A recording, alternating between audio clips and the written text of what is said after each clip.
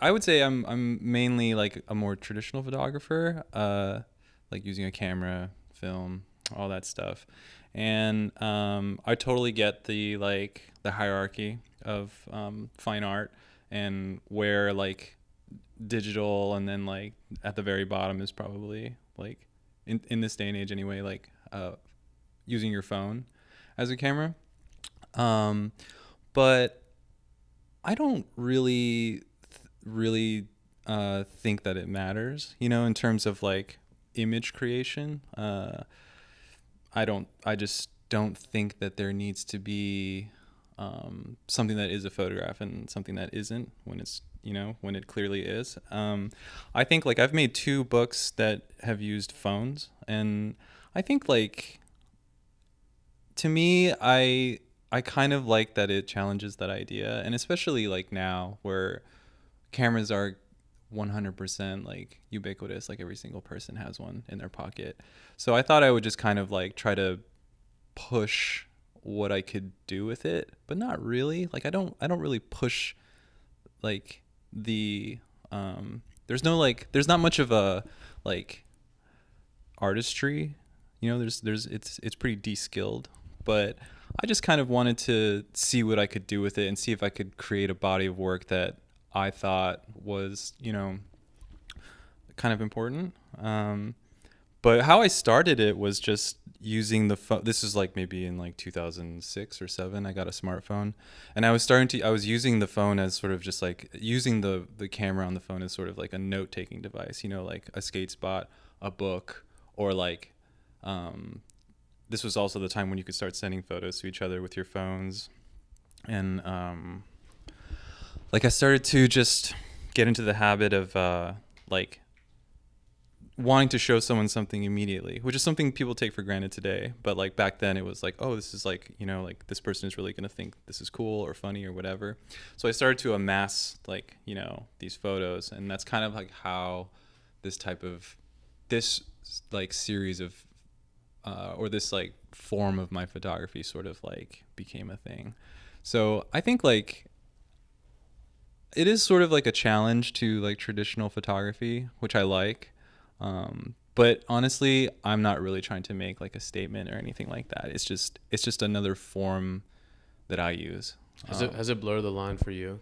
A Because li- you make this book and it looks super good.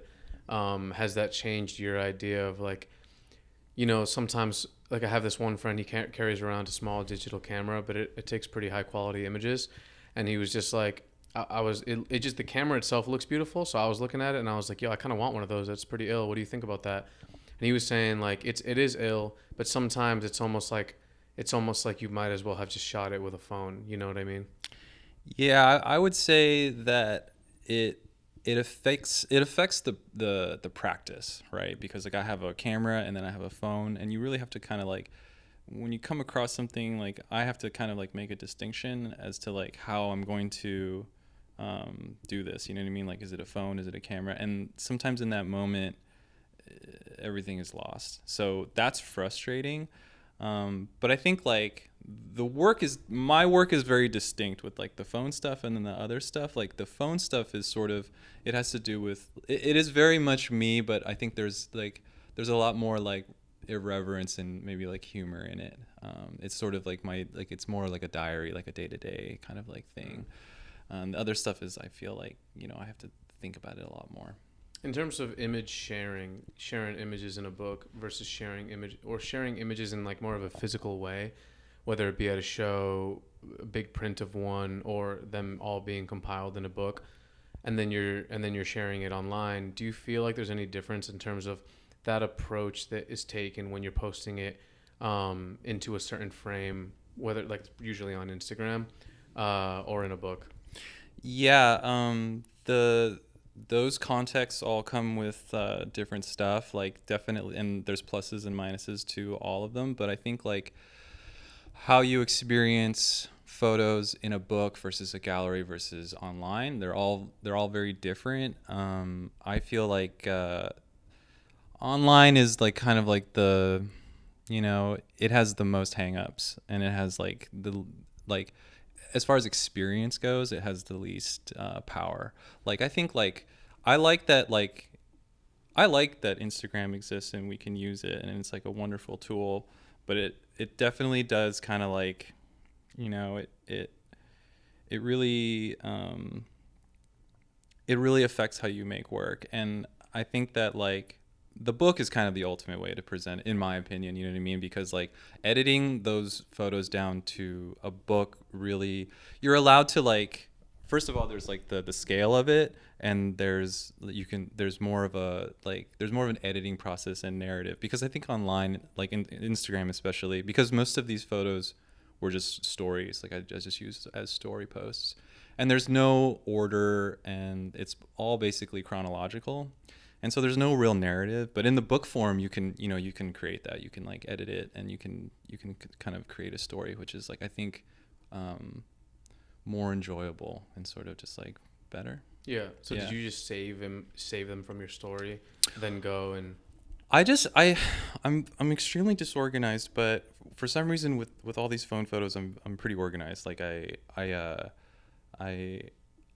like download them onto my computer. I like favorite them. I download them onto my computer, and then I have folders for months. So Okay. it'll be like January 2022, February, March, and then that's kind of, so they're pretty organized. Mm-hmm. And also they have time stamps and everything, so it's like, you know, it's very useful, and they're easy to organize. How do you think that social media has affected the creation of art? That being like, it's the main, specifically Instagram, it's like the main sharing platform. It's like, on the one end, every artist and business, every person has their own like platform, that it's like they are the author, they are the publisher, they kind of have the decision to what they can and can't post, and in that way it gives people a lot of power because they can share it. But then on the other end, because everyone has that power, there are so many people now and so many projects happening that it becomes harder and harder to stand out, and the artist might also be, you know, almost like held captive by the audience, because you're striving for likes, and you're striving for kind of that acceptance that comes with social media. Is all based off of numbers at the end of the day, and like you're feeding into the algorithm. Have you ever felt that way? Yeah, totally. Like, so social media completely affects how you make work, and it totally affects your sort of your perspective. And I think it's like very damaging if you're not able to control it, and it's very, very difficult to control. But I think like so first of all, I think it's a wonderful tool, and I think it's like a tool that has brought me like a lot of inspiration. I've discovered like a lot of stuff from it, and it's helped me a lot. But that being said, like it also it's also super detrimental, because for me anyways, it's sort of it kind of makes you want to quantify the value of what you're doing too early. And what I mean by that is like you're so eager to show stuff online, right? Like you're so eager to show it, and so eager to share it, and so eager to like receive affirmation and like that little serotonin boost or whatever. And I think that's a little bit unhealthy with art making, because one thing I've noticed, especially with photography, is that like a lot of that stuff needs time to breathe, time to live, time to mature, and your opinion of it needs time. So if like, for example, if I post something and it doesn't receive what I wanted or expected, then I might sort of treat it as sort of a failure. And I think that's a little bit wrong. Like it's a misuse of the tool, you know what I mean? But in terms of like sharing and like mining for ideas, I think it's like totally incredible. Yeah, no, but absolutely. but definitely like you have to have a lot of discipline to use it consistently. I think like artists have especially like younger artists, they might show their work a little too quickly, and they also reveal themselves a little bit too much, you know what I mean? I think like something should be said for the mystery of creating art, and also like oversharing can be a turnoff, you know? Yeah. Like if you kind of like you ever like you know like you've like looked up to someone your whole life and then you go to their Instagram or their social media and you learn about like what they like and their behavior, and you know you're like, oh, this person's actually like super corny, and you know I don't like it. It affects how you view their work. Yeah. So I don't know, all that stuff. It's pretty confusing and it's difficult to balance, but I mean it's possible, but for me personally, it's I suffer from it just like everybody else. Yeah. Yeah. Do you feel like you've allowed it to affect your art or no? Because I feel like viewing you from an outsider's perspective, you've just kind of kept true to your own thing forever. So it's really interesting to hear your perspective because you're out there, you know, making stuff. You're out there forming a company in this mix that we're in with this thing being the ruling platform. Like imagine sci-fi or imagine publishing and getting Lonely City out there without, or even like anything like skate videos today or any type of like project without that tool that is Instagram that's become so central to our lives. Mm-hmm. It almost like seems like crazy, but obviously that happened for forever, and the time period that it hasn't happened has been really short. Yeah, I mean, I lived in a time and did all this type of stuff. Like I didn't do exactly this type of stuff, but I lived in the time before all of this existed.